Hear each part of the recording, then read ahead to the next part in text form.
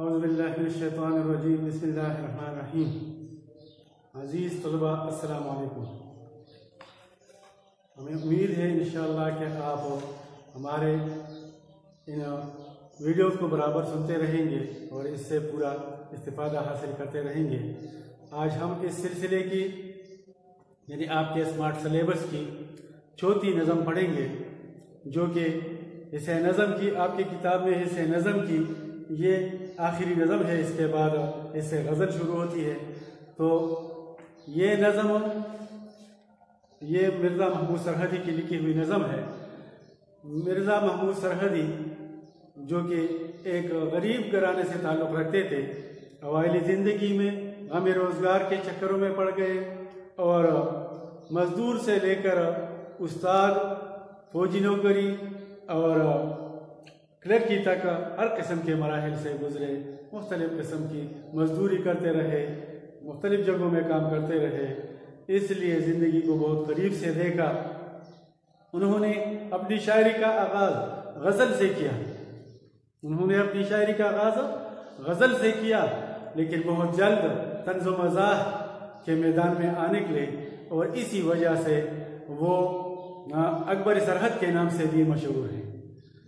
اکبر سرحد یعنی جیسے اکبر الآبادی طنز و مزاح کے ایک مشہور شاعر گزرے ہیں، یہ بھی ان کی طرح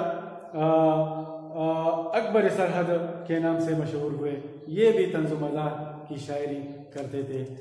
ہماری کتاب میں شامل جو اس کی نظم ہے اس کا نام ہے مسلمانان الجزائر۔ نظم کا نام ہے مسلمانان الجزائر۔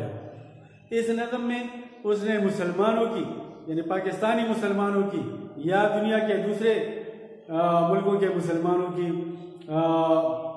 اس رویے کو بیان کیا ہے کہ ادھر ان کے بھائی فرانسیسیوں کے خلاف برسر پیکار ہیں، وہاں وہ آزادی کی خاطر لڑ رہے ہیں اور یہ لوگ یہاں صرف تقریریں کر سکتے ہیں، احتجاج کر سکتے ہیں، باقی ان کی کوئی مدد نہیں کر سکتے۔ تو اس رویے کو انہوں نے اپنے اس نظم میں بیان کیا ہے۔ پہلے شعر میں مرزا محمود سرحدی کہتے ہیں، الجزائر کے مسلمانوں خبر بھی ہے تمہیں، شمع آزادی کے پروانوں خبر بھی ہے تمہیں۔ الجزائر کے مسلمان فرانسیسیوں کے خلاف 1954 میں اٹھ کھڑے ہوئے تھے، ان کے خلاف لڑ رہے تھے۔ فرانسیسیوں نے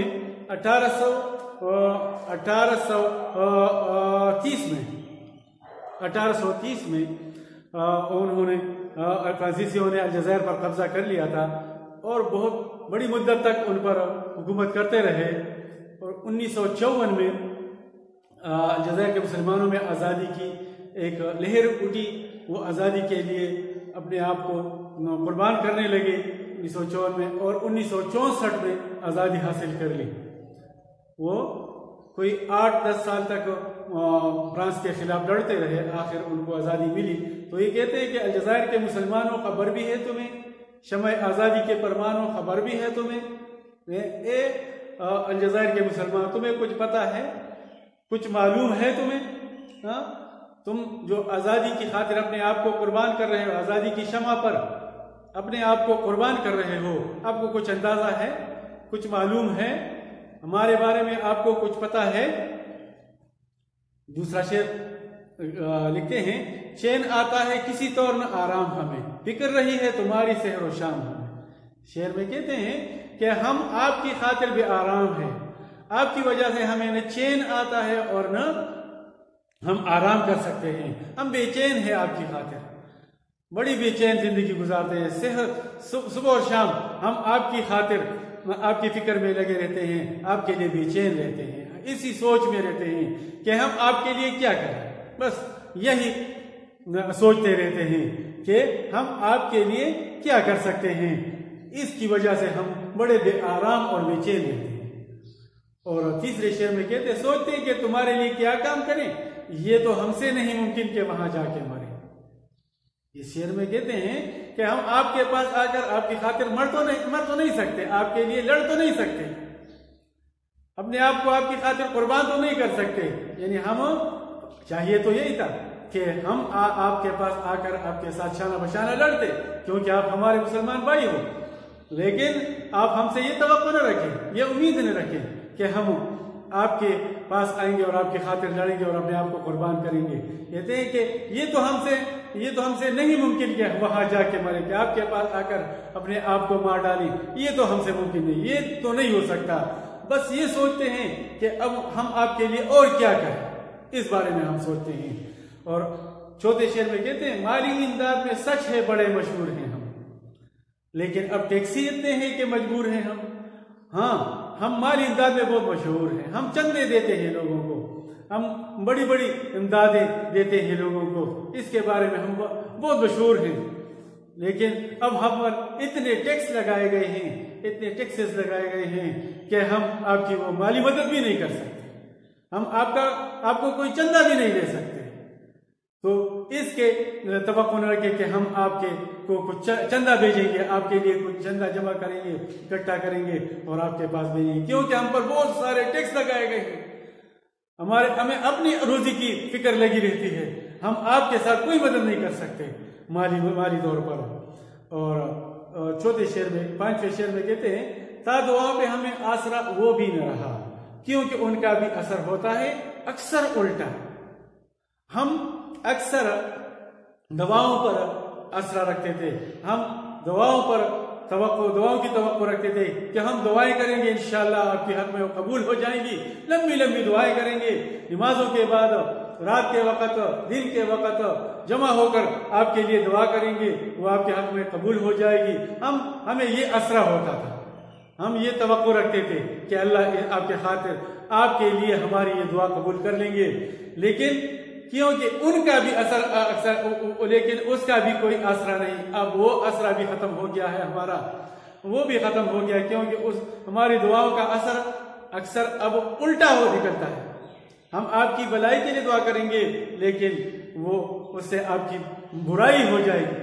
آپ کی برائی کیا نتیجہ نکلے گا, تو اس لیے اب ہم دعا بھی نہیں دے سکتے آپ کو. اگر آپ ہمارے دعاؤں کے بارے میں فکر مند ہیں اس بارے میں, تو ہم اب آپ کو دعا بھی نہیں دے سکتے, کیونکہ اب اکثر اس کا اثر الٹا ہو جاتا ہے. ایسا نہ ہو کہ آپ کے لیے ہماری دعاؤں کا اثر الٹا ہو جائے, تو پھر آپ کو خامخواہ پریشانی ہو جائے گی, اور ایسا نہ ہو کہ آپ مزید مشکلات کا شکار ہو جائیں. اور چھٹے شعر میں کہتے ہیں احتجاجوں کے لیے کہیے تو انکار نہیں, ورنہ ہم لوگ کسی حال میں تیار ہیں. اگر آپ ہم سے یہ توقع رکھتے ہیں, اگر ہمیں یہ کہتے ہیں کہ ہماری خاطر کوئی احتجاج کریں, کوئی اسٹرائک کریں, روڈ بلاک کریں, کوئی اور نقصان کریں وطن کی, لوگوں کی, عوام کی کوئی اور نقصان کریں, تو اس کے لیے ہم تیار ہیں, اس سے ہم انکار نہیں کرتے. احتجاج کے لیے ہم ہر وقت تیار ہیں, اسٹرائک کے لیے, ہڑتال کے لیے ہم ہر وقت نکل سکتے ہیں, روڈ کو بلاک کر سکتے ہیں, دوسرے املاک کو نقصان پہنچا سکتے ہیں. ورنہ اس کے علاوہ ہم کسی طور بھی آپ کی کسی مدد کے لیے تیار نہیں. ورنہ ہم لوگ کسی حال میں تیار, ورنہ احتجاج کے علاوہ ہم کچھ بھی آپ کی مدد نہیں کر سکتے, کوئی مدد نہیں کر سکتے. اور آخری شعر میں کہتے ہیں ہم سے تو بس یہی ممکن ہے کہ تقریریں کریں یا فرانسیسیوں کے ظلم کی تفسیریں کریں, بس یہی ممکن ہے. ہم یہی کر سکتے ہیں کہ تقریریں کر سکتے ہیں, لمبی لمبی تقریریں کر سکتے ہیں آپ کی خاطر, لمبی لمبی تقریریں, لمبی لمبی باتیں بیان کر سکتے ہیں آپ کی خاطر. باقی ہم کچھ نہیں کر سکتے. ہاں, فرانسیسیوں کے ظلموں کی تفسیریں بیان کر سکتے ہیں, ان کی تفصیلات بیان کر سکتے ہیں کہ فرانسیسیوں نے یہ ظلم کیا, یہ زیادتی کی, یہ کر سکتے ہیں, یہ تفصیلات بیان کر سکتے ہیں. لیکن آپ کے لیے ہم کوئی مدد نہیں کر سکتے, آپ کے پاس مدد کے لیے نہیں آ سکتے, کوئی مالی مدد نہیں کر سکتے. آپ کی خاطر ہم صرف احتجاج کر سکتے ہیں اور لمبی لمبی تقریریں کر سکتے ہیں. یعنی یہ مسلمانوں کی بے حسی کا یہ حال ہے, مسلمان اپنے بھائیوں کی خاطر کچھ نہیں کر سکتے. اور آخری ایک مصرع لکھا ہے, اور تم لڑتے رہو لڑتے رہو لڑتے رہو, یعنی تم بس جنگ کرتے رہو, ہم آپ کا تماشا دیکھیں گے اور یہاں آپ کے لیے لمبی لمبی تقریریں کرتے رہیں گے, باقی ہم کچھ نہیں کر سکتے. یعنی اس نظم میں محمود سرحدی نے مسلمانوں کی اس کمزوری کو بیان کیا ہے کہ مسلمان بہت کمزور ہو گئے ہیں، یہ اپنی ڈیوٹی کو پورا نہیں کرتے، یعنی ساتھیوں کے ساتھ کوئی مدد نہیں کرتے، یہ ان کی بڑی بے حسی اور کمزوری ہے۔